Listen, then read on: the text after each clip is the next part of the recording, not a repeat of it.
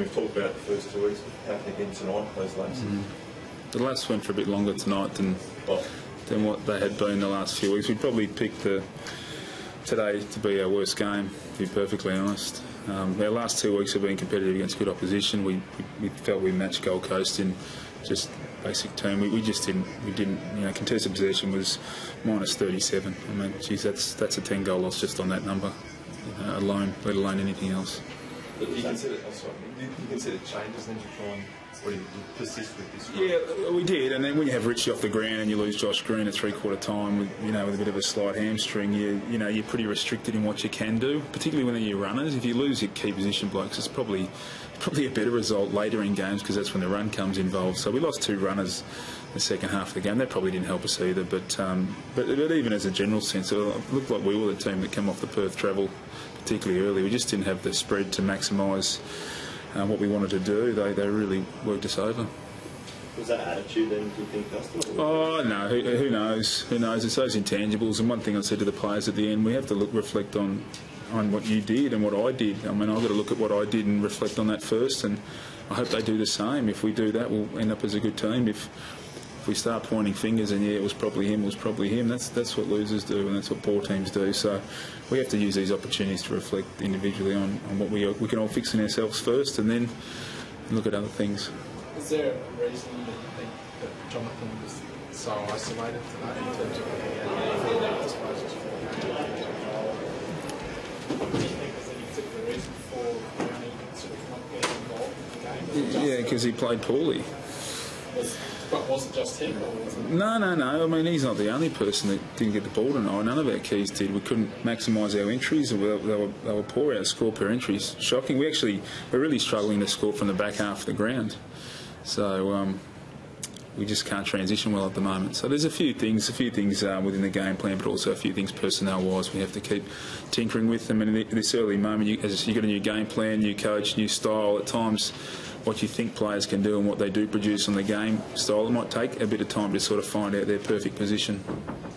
Caperone's performance is encouraging. He seemed to kick 2 goals and seemed to... Yeah, well, I guess the positives within our team is that our kids haven't been our issue. It hasn't been the fact that, Paperone's miles off it, or Louis Taylor doesn't look like he can touch it, or James H doesn't look okay at the level. I mean, they're the positive signs. So you're expecting more out of your leaders? Yeah, I do. I expect a lot out of our leaders. They're the ones that control, the game when it's slipping out of control. They're the ones that do. So, yeah, I still expect them to direct and stand up and take control. Justin, it's the first time in a while we've seen an opponent harder at the footy consistently over 4 quarters from your footy side. Yeah. Oh, we always knew Gold Coast were going to be great on the spread and clean and had to be good defensively, but I guess there's the 3 parts. There's the offence, there's this, and then there's the defence, but there's also the contested part. I didn't see that number coming. So and then that just brings in their offensive game when they're winning the ball and then they get you on the spread. They were just too quick and too strong. I mean, we knew they would be quick and cover the ground, but we didn't know they'd out toughen us like that.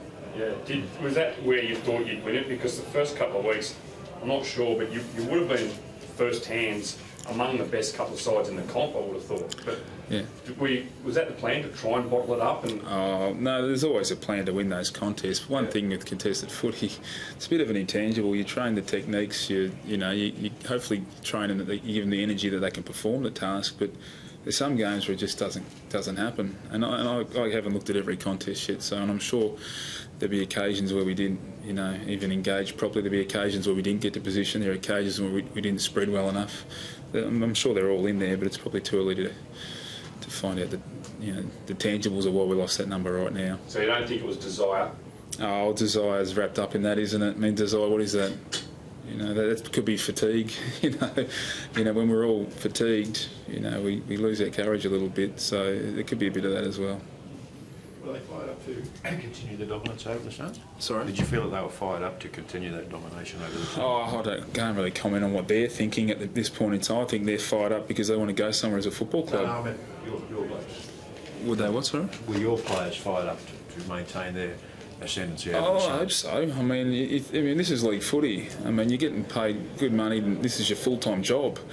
You know, that 2 hours isn't a part-time gig anymore. It's something that, you know, it's a tough thing to get into, and everyone's striving to get into an AFL list and play AFL footy. I think that's enough motivation that, you know, to want to do well. I don't think I ever blame players for lack of effort, but sometimes it's a lack of focus.